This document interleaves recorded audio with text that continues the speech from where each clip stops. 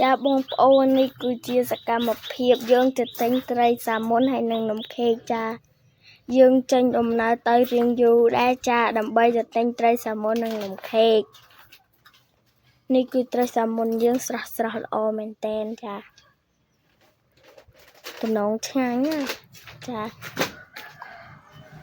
ជម្រាបសួរពុកម៉ែបងប្អូនទាំងអស់គ្នាថ្ងៃនេះខ្ញុំបានជិះទៅផ្សារដើម្បីទិញត្រីសាមុនចាឥឡូវយើងចេញដំណើរទៅហើយយើងយូរបន្តិចហើយអំពូមីងទាំងអស់គ្នាអើយចាឥឡូវយើងចេញដំណើរទៅហើយចាចេញដំណើរទៅគឺជិះតាមផ្លូវទៅមេមត់ចាឥឡូវដល់ហើយផ្លាកគេដាក់ចាសាមុនស្នួរឥឡូវខ្ញុំចូលទៅទិញចាតម្លៃត្រឹមតែ26,000ទេចាមានខ្ទឹមបំពងទឹកចុចអីឲ្យគ្រប់មុខចា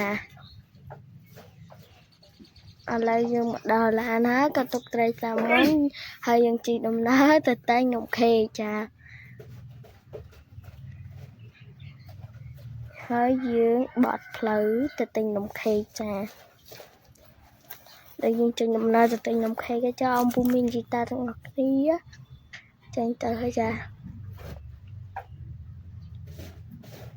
ចេញដំណើរទៅហើយចាយើងកាច់ទៅចានំខេកតែ20,000ទេចាហើយឆ្ងាញ់ទៀតឥឡូវយើងចេញទៅហើយដើម្បីទៅទិញនំខេករៀងយូរតិចហើយអំពូមីងអើយចាឥឡូវខ្ញុំចាប់ផ្ដើមចេញដំណើរទៅហើយចាឥឡូវយើងទិញនំខេកអីបានក៏យើងជីឡានសម្ដៅទៅផ្ទះចាហើយមកដល់ផ្ទះហើយអត់ទាន់យក surprise ទេចាយកទៅត្រីសាមុនទេចាឥឡូវយើងហែកត្រីសាមុនញ៉ាំទាំងអស់គ្នាចាមានវ៉ាត្ប៊ីទឹកត្រីកោះកុងទឹកស៊ីអ៊ីវចាហើយនឹងខ្ទឹមបំពងឆ្ងាញ់ខ្លាំងមែនតើនំពូមីងអើយចាមានបន្លែចាតំណងខ្លាំងមែនតើចាឥឡូវនំខេកយើងបានមកដល់តុហើយចាឥឡូវយើងបើកសិនចាយើងបើកវាសិននេះចាខ្លាចតែធ្លាក់ទេតម្លៃត្រឹមតែ20,000ទេស្អាតហើយក៏ឆ្ងាញ់ទៀតចាអំពូមីងអើយមើលនឹងតំណងចាត្រីសាមុនយើងស្រស់ល្អឆ្ងាញ់មែនតើចាឥឡូវយើងបើកហើយនំខេកយើងពណ៌ស្វាយចាស្អាតមែនតើចាបងប្អូនចង់ទិញកន្លែង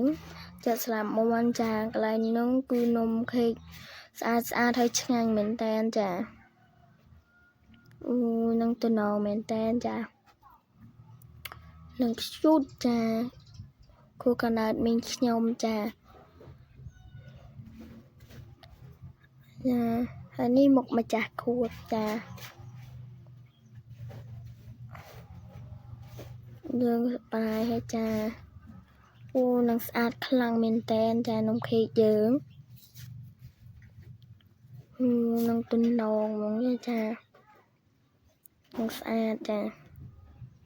ស្អាតខ្លាំងមែនតើចាពណ៌ស្វាយទៀតចានំខេកនេះឆ្ងាញ់ណាស់ស្នូលដូងចាឥឡូវយើងថតរូបទុកសិនចានេះត្រីសាមុនយើងខកទំនងឆ្ងាញ់ដែរឥឡូវយើងដុតទៀនឯចាដើម្បីផ្លុំចាឥឡូវខ្ញុំយកទៅជូនញ៉ាំចា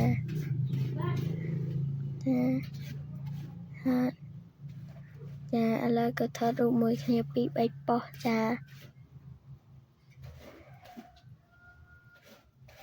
ហើយនេះត្រីសាមុនយកតំណងឆ្ងាញ់មែនតើនំពូមីងអើយ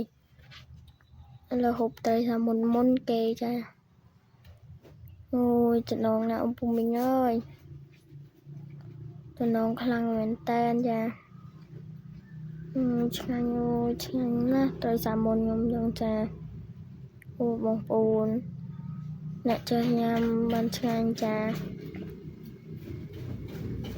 ជាតិខ្លាំងមែនតើចាត្រីសាម៉ុនយើងចាហើយនំខេកយើងអត់ទាន់ញ៉ាំទេញ៉ាំត្រីសាម៉ុនសិនចា